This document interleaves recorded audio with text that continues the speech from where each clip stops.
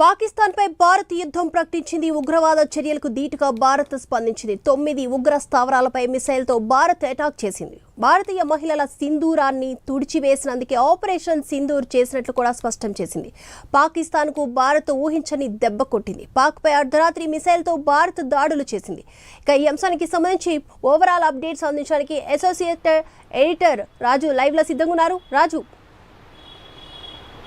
Right Deepika, మొత్తానికి భారత్ చేసినటువంటి operation Sindoor తోటి ఒక్కసారిగా పాకిస్తాన్ విలవిల్లాడుతోంది. ఇప్పటివరకు కూడా 30 మంది చనిపోయారని చెప్పినప్పుడు కూడా ఆ సంఖ్య దాదాపు 90 మంది వరకు చనిపోయినట్టు గుర్తించారు. ఎస్పెషల్లీ 9 ఉగ్రవాద స్థావరాలను లక్ష్యంగా చేసుకొని భారత్ చేసినటువంటి ఈ దాడుల్లో మొత్తం 90 మంది వరకు టెర్రరిస్టులు హతమైనటువంటి పరిస్థితి. అంతేకాకుండా ప్రధానమైనటువంటి ఉగ్రవాద స్థావరాలన్నీ కూడా నేలమట్టమైనటువంటి సిచ్యువేషన్ కనిపిస్తోంది.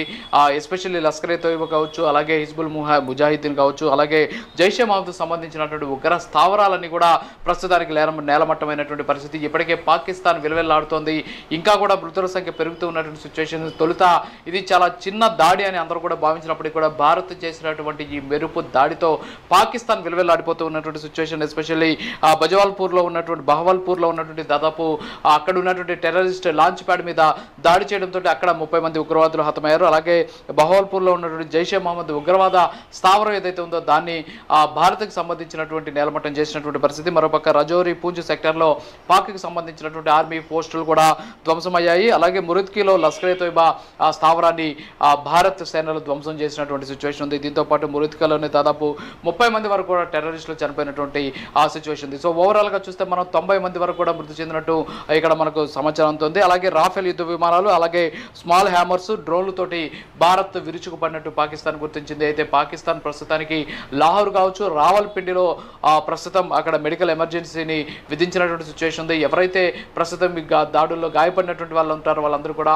చికిత్స అందించేటువంటి ప్రయత్నం చేస్తున్నారు. మరోపక్క భారత్ ఇప్పటికే చెప్పడం జరిగింది, ఎట్టి పరిస్థితుల్లో ఉగ్రవాదాన్ని సహించేది లేదు, ఖచ్చితంగా ఉగ్రవాద స్థావరాలను టార్గెట్ చేసుకుని దాడులు చేస్తామని చెప్పినట్టే ప్రస్తుతానికి ఉగ్రవాద స్థావరాల మీద దాడులు కూడా చేసినటువంటి సిచ్యువేషన్ ఉంది. సో ఓవరాల్గా మనం కానీ చూసుకుంటే ఏదైతే ఈ ఉగ్రవాద దాడులు చేసినటువంటి నేపథ్యంలో ఉగ్రవాద దాడులకు వ్యతిరేకంగా అంతేకాకుండా తిప్పికొట్టే విధంగా ఈరోజు భారత్ ఈ చర్యలకు పాల్పడినటువంటి సిచ్యువేషన్ అయితే ఉంది. ప్రతి ఒక్కరు కూడా ఈరోజు భారత్ చేసినటువంటి దీనికి అందరూ కూడా చాలా సంతోషం వ్యక్తం చేస్తున్నారు, ఆనందం కూడా వ్యక్తం చేస్తున్నటువంటి సిచ్యువేషన్. దాదాపు 26 మందిని హతమార్చినటువంటి ఎవరైతే ఈ ఉగ్రవాదులు ఉన్నారో ఉగ్రవాదులని మట్టు పెట్టినటువంటి భారత ఆర్మీ మీద కూడా ప్రతి ఒక్కరు ఆనందంగా వాళ్ళ ప్రశంసలు జల్లు కూడా కురిపిస్తున్నటువంటి సిచ్యువేషన్. ఎస్పెషల్లీ టెర్రరిస్ట్ హెడ్ క్వార్టర్సే ప్రధానమైనటువంటి లక్ష్యంగా భారత్ దాడి చేసినటువంటి సిచ్యువేషన్. ఇందులో పాకిస్తాన్ పౌరులకు కావచ్చు, అంతేకాకుండా పాకిస్తాన్కి సంబంధించినటువంటి ఆర్మీ కూడా ఎక్కడ ఇబ్బందులు జరగకుండా ముందుగానే సరైనటువంటి పక్కా సమాచారంతో పక్కా ప్రణాళికతోటి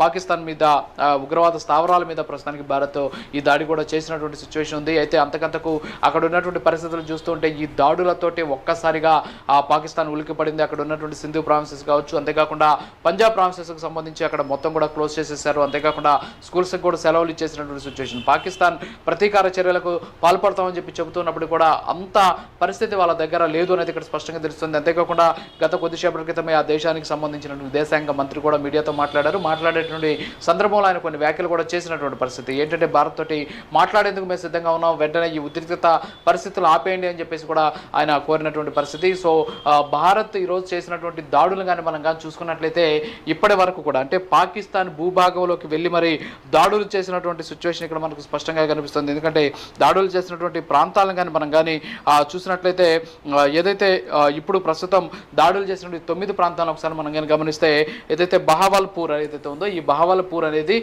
భారత్కి సంబంధించి ఎల్ఓసి నుంచి అంటే లైన్ ఆఫ్ కంట్రోల్ దగ్గర నుంచి 100 కిలోమీటర్ల దూరంలో ఉంది. అంటే భారత్ 100 కిలోమీటర్ల దూరంలో ఉన్నటువంటి బహవల్పూర్లో అక్కడ ఉన్నటువంటి ఉగ్రవాద స్థావరాల మీద దాడి చేయగలిగినటువంటి సామర్థ్యం భారత్ దగ్గర ఉంది అంటే అది ఊహించలేనటువంటి సిచ్యువేషన్. అలాగే మురిడ్కే అనేటటువంటి ప్రాంతం దాదాపు ఎల్ఓసి నుంచి 30 కిలోమీటర్ల దూరం ఉంది. సో మురిడ్కేలకు ఉన్నటువంటి ఉగ్రవాద స్థావరాల మధ్య కూడా భారత్ మిసైల్స్ దూసుకెళ్ళినటువంటి సిచ్యువేషన్ మనం చూసాం.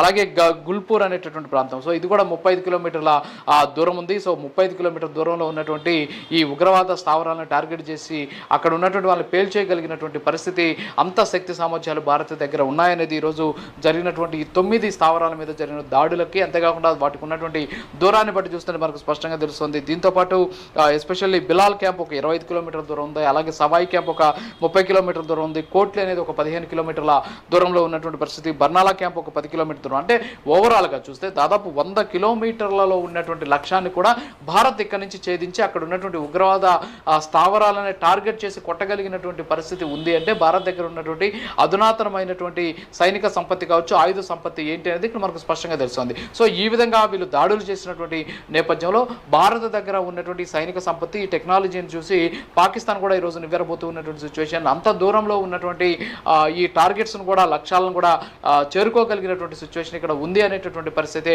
భారత్ చెప్పకనే చెప్పింది. సో ఓవరాల్గా అయితే మరి కాసేపట్లో భారత్లో ఒక సివిల్ డ్రిల్ కూడా జరగబోతుంది. సో ఆ డ్రిల్ తర్వాత ఖచ్చితంగా యుద్ధాన్ని ప్రకటించినటువంటి పరిస్థితి. అయితే ఇది ఒక సర్జికల్ స్ట్రైక్ అని మనం చెప్పలేం, కానీ యుద్ధాన్ని ప్రకటించిందని మాత్రం ఇక్కడ స్పష్టంగా తెలుస్తుంది. కానీ పాకిస్తాన్ మాత్రం ప్రతీకార చర్యల కోసం ఏదో ఒకటి చేయాలనేటువంటి ఉద్దేశంతో ఎల్ఓసి వెంట ప్రస్తుతానికి ఏదో స్మాల్ ఆర్మ్స్ తోటి ఫైరింగ్ కూడా చేస్తూ ఉన్నటువంటి ఆ సిచ్యువేషన్ అయితే ఉంది. అంతేకాకుండా పాకిస్తాన్ వక్ర బుద్ధిని ఇంకా అయితే పోనించుకోవట్లేదు. భారత్కి సంబంధించినటువంటి కొన్ని ఏదైతే వైమానిక దళానికి సంబంధించినటువంటి కొన్ని మా దగ్గర ఉన్నాయి, అంతేకాకుండా కొంతమంది పైలట్స్ మా అధీనంలో ఉన్నారు అని చెప్పేసి కూడా కొన్ని ప్రకటనలు కూడా చేసింది. మళ్ళీ చేయగలుచుకొని మరి గత కొద్దిసేపటి క్రితమే మా దగ్గర ఎవరూ లేరని చెప్పేసి మళ్ళీ ఇంకో ప్రకటన కూడా ఇచ్చినటువంటి పరిస్థితి. సో ఓవరాల్గా చూస్తే పాకిస్తాన్లో ఒక రకమైనటువంటి ఆందోళన, భయం వెంటాడుతూ ఉన్నటువంటి సిచ్యువేషన్ అయితే ఉంది. సో మొత్తానికి భారత్ చేసినటువంటి చర్యలతోటి యావత్ భారత్ అంతా కూడా ఆనందం, సంతోషాన్ని కూడా వ్యక్తం చేస్తూ ఉన్నటువంటి సిచ్యువేషన్ కనిపిస్తుంది. దీపిక.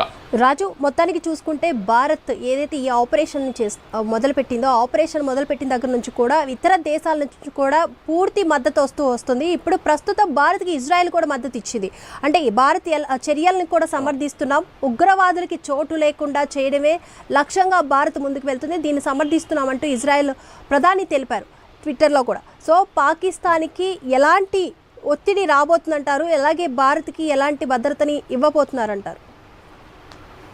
ఖచ్చితంగా, ఎందుకంటే ఇప్పటికే మీరు చెప్పినట్టు ఇజ్రాయెల్ గత కొద్దిసేపటి క్రితం స్పందించింది, అమెరికా ఆల్రెడీ స్పందించింది. అమెరికాకి సంబంధించినటువంటి ఆ ప్రతినిధి కూడా మాట్లాడే సందర్భంలో పాకిస్తాన్కి ఒక రకంగా ఆయన మొట్టికాయలు కూడా వేశారు. ఎందుకంటే ఈ దాడి జరిగింది పాకిస్తాన్ మీద కాదు, ఇది ఉగ్రవాదుల మీద దాడి జరిగింది కాబట్టి, సో ఉగ్రవాద స్థావరాలు లక్ష్యంగా చేసుకుని భారత్ దాడులు చేసింది కాబట్టి మీరు సైలెంట్గా ఉంటే మంచిది, మీరు మళ్ళీ ప్రతీకారం అని చెప్పేసి కానీ వెళ్తే మాత్రం పాకిస్తాన్ అనేది లేకుండా పోతుంది అనేటటువంటి ఒక అంశాన్ని అమెరికాకి సంబంధించినటువంటి ఆయన యుఎన్ ప్రతినిధి అనుకుంటాను. సో ఆయన కూడా మాట్లాడారు. అలాగే మీరు ఇందాక చెప్పినట్టు ఇజ్రాయెల్ కూడా ఇప్పటికే దీని మీద స్పందించింది. భారత్ చేసినటువంటి దాడి ఏదైతే ఉందో ఇది ఖచ్చితంగా ఆమోదయోగ్యమైంది. ఎందుకంటే ఉగ్రవాదులను ఖచ్చితంగా మట్టుబెట్టాలి, ఉగ్రవాద స్థావరాలను కూల్చేయాలి, ఉగ్రవాదులకు సంబంధించినటువంటి ఎట్టి పరిస్థితులు వాళ్ళ ఆనవాళ్ళు లేకుండా చేయాలి అనేటటువంటి ఉద్దేశంతో ఈ నిర్ణయం తీసుకున్నారని చెప్పేసి కూడా ఇప్పటికే ఈ ఏదైతే మీరు చెప్పిన ఇజ్రాయెల్ కూడా చెప్పినటువంటి పరిస్థితి. అంతేకాకుండా ప్రధాని మోడీ దాడి జరిగిన వెంటనే ప్రపంచ దేశాలకి, అంటే ఎవరైతే మనకు మిత్ర దేశాలుగా అంతేకాకుండా సపోర్ట్ చేస్తున్న దేశాలు ఉన్నాయో వాళ్ళందరికీ కూడా ఈ దాడికి సంబంధించిన వివరాలన్నీ కూడా ఆయన వివరించినటువంటి సిచ్యువేషన్. ఎందుకంటే